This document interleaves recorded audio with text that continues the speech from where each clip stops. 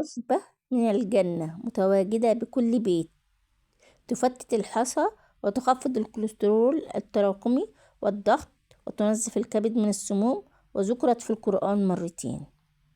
الريحان هي شجرة من أشجار الجنة، كرمها القرآن الكريم بذكرها مرتين في سورة الرحمن الآية 12: والحب ذو العصف والريحان، صدق الله العظيم.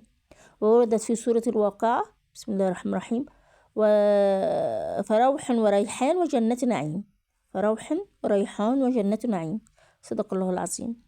والريحان هو أحد أقدم الأعشاب المعروفة للبشرية، يشتهر بخصائصه العلاجية والصحية القيمة في جميع أنحاء العالم، وتشمل أنواع الريحان المتعددة والمتنوعة: الريحان الحلو، والريحان الليمون، والريحان الإيطالي أو المجعد، والريحان التايلاندي، وريحان أوراق الخس. طيب إيه فوائده؟ أول حاجة إدارة مرض السكري، يمكن أن يؤدي تناول الريحان إلى بطء إطلاق السكر في الدم، وهو أمر ضروري للغاية لمرضى داء السكري. كما تحتوي أوراق الريحان على زيت عطر يساعد على خفض مستويات الدهون الثلاثية والكوليسترول، وهو عامل خطر دائما بين مرضى السكر. طيب تعزيز وظائف الكبد وطرد السموم، إن خصائص الريحان القوية للتخلص من السموم يمكن أن تفعل المعجزات لصحة الكبد، ويلعب الكبد دورا حاسما في عملية التمثيل الغذائي، ويمكن أن يساعد الريحان على منع تراكم الدهون في الكبد مما يحافظ على صحته. تعزيز صحة الأمعاء، يسهم الريحان في استعادة مستويات الحموضة الطبيعية للجسم، ويغذي البكتيريا الصحية داخل البكتيريا المعوية. طيب علاج اضطرابات البطن، يعتبر زيت الريحان المتطاير علاجا تقليديا لعلاج مشاكل البطن المختلفة بما في ذلك عسر الهضم، ويمكن أن يساعد استهلاك الريحان في تقليل الانتفاخ واحتباس الماء، ويحفز فقدان الشهية وعلاج الارتجاع الحمضي. وطبعا الريحان لحصى الكلى، يمكن أن تتسبب حصوات الكلى الكثيرة في الألم، ولكن يمكن التعامل مع هذه الحالة باستخدام أوراق الريحان، حيث تساعد أوراقه في الحفاظ على التوازن الصحيح للسوائل والمعادن وحمض البوليك الموجود في الكلى. طيب إيه تاني؟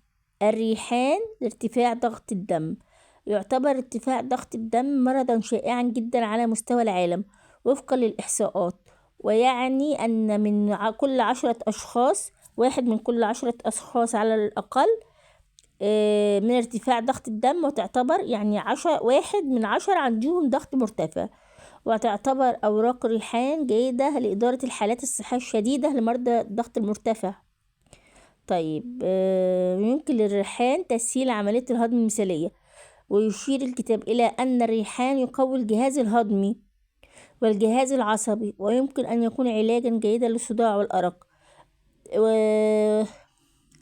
بفضل الأورجينين الموجود في الأوراق، والذي يعمل كمضاد للالتهاب في الجهاز الهضمي، ويساعد الريحان على توازن الحمض داخل الجسم، ويعيد مستوى الرقم المناسب للجسم. مضاد للالتهابات، يمكن أن يكون الريحان وخصائصه القوية مضادة للالتهابات، علاجا لمجموعة متنوعة من الأمراض والاضطرابات. تساعد الزيوت العطرية القوية بما في ذلك على تقليل الالتهابات من خلال خصائصها المثبتة للإنزيم، وتساعد خصائص الريحان المضادة للالتهابات في تقليل خطر الإصابة بأمراض القلب والتهاب المفاصل والروماتيزم وحالات التهاب الأمعاء. ويمكن أن يؤدي تناول الريحان إلى تهدئة الحمى والصداع والتهاب الحلق والبرد والسعال والإنفلونزا. بسم الله ما شاء الله، ليه فوائد كتير جدا. زيت الريحان القوي يعد خيارا ممتازا لتنظيف البشرة من الداخل. يحتوي زيت الريحان على خصائص مضادة للالتهابات والميكروبات التي تساعد في إزالة الأوساخ والشوائب التي تسد المسام. ويمكن صنع عجينة من أوراق الريحان ومعجون خشب الصندل وماء الورد. يبقى هجيب ورق الريحان أطحنه مع معجون الصندل وماء الورد، ثم توضع على الوجه لمدة 20 دقيقة، ثم يتم الشطف بالماء البارد، وهذا القناع طبيعي يعمل على تنقية البشرة وترطيبها في نفس الوقت. طيب، تعد خصائص الريحان القوية المضادة للالتهاب. المضادة للالتهابات والميكروبات من العوامل التي تساهم في منع تكوين حب الشباب، ويمكن استخدام زيت جوز الهند مع الريحان المجفف وزيت الزيتون أو زيت الزيتون مباشرة على البثور وحب الشباب، ويساعد هذا الزيت في التهدئة المباشرة والبشرة الملتهبة في تهدئة البشرة الملتهبة وتقليل الإحمرار والتورم. زيت الزيتون يحتوي على مضاد الأكسدة تساعد في تحسين لون البشرة وإشراقتها، وتعمل هذه المضادات للأكسدة على مكافحة الجذور الحرة وتجدد خلايا البشرة، مما يؤدي إلى تحسين مظهر البشرة وجعلها أكثر إشراقا ونضارة. طيب، تقليل علامات التقدم في السن. زيت الريحان يحتوي على مركبات تساعد في تقليل علامات التقدم في السن على البشرة، وتعمل هذه المركبات في تحسين مرونة الجلد. مع السلامة.